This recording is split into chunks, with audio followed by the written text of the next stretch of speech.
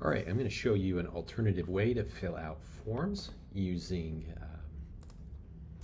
what do you call it here, TransactionDesk or Instanet. As you can see here from NTREIS, you can click right there on Instanet. I've been using the old-fashioned way. I've been using zip form, and I'm up to, I don't know, probably about 10 transactions this year. I got licensed about a year ago.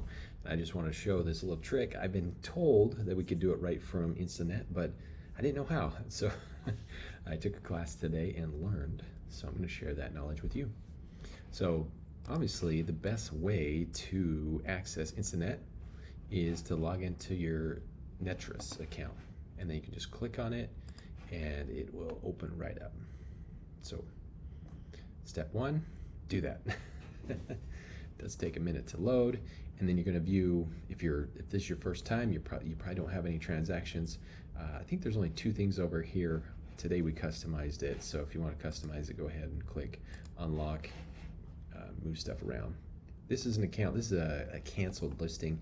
Just was canceled today, I believe. So, but this is an example of what it would look like if you create a new folder. I don't know what you call this, but that way you can have all your different forms.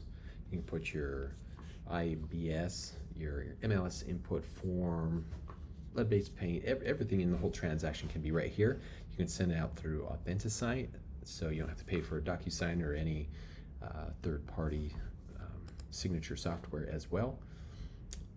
Let's get going. So forms, you can either, if you don't have forms, so you can find it, you can add the plus sign there, or here on the right hand side you'll see forms. Go ahead and click on that.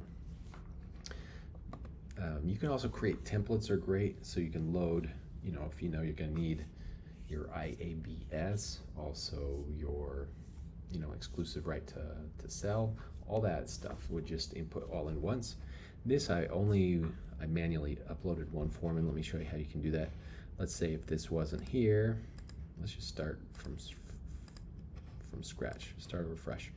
Okay, so if you have no forms, go ahead and click add, and then you can search. You can just type it, you can type input, or just start clicking if you know which form you prefer. This one, since it's coming from the MLS, there's not very many MLS forms, but we do have the residential data input form, so that's what we're going to use most of the time when we're using single family properties. There's also one for leases, there's commercial, there's land. For this example, let's just use this form, click add, and now here's our form. You might have 3 or 4 other forms. If you have multiple, you can select all of them and then go edit them all at once.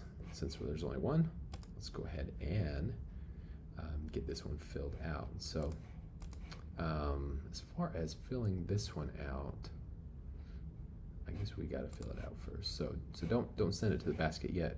Just go ahead and click on it. I wonder if you can probably edit form right there would do it as well, but just click right here. Now this is the cool part. Here is how you can upload it to the MLS. And you can upload it to the MLS at any stage in the process. So even prior to getting the homeowner's signature, if you want to fill it out as completely as you think you need, then send it over to the MLS and start working on photos or whatever else might be over there. You can do that as well. Or you can wait, you can fill this out, send it out for a signature. Once we get the signature, then push it over to the MLS. So however you want to do it.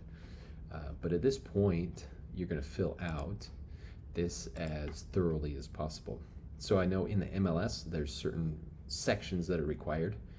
That is not the case here on Instanet. So just fill it out the best you can, right? However you would when you go to send it out for signatures. Yeah, fill it out as completely as you can. And for this example, it did pull over some information from the previous listing, old school, stuff like that. So let's say we've just spent 20-30 minutes filling out this entire form. Now, how do we get it to the MLS? Here's the little trick right up here, upload listings. So like I said, at any time we can click on that. Just know if you click on it again and again and again, it's going to create duplicate incomplete listings that you probably don't want on the MLS. So once that pushes over to the MLS, in fact, I can even show you. I've done it a couple of times, so I do need to go in and delete them. But it just created an MLS number here, so 3993.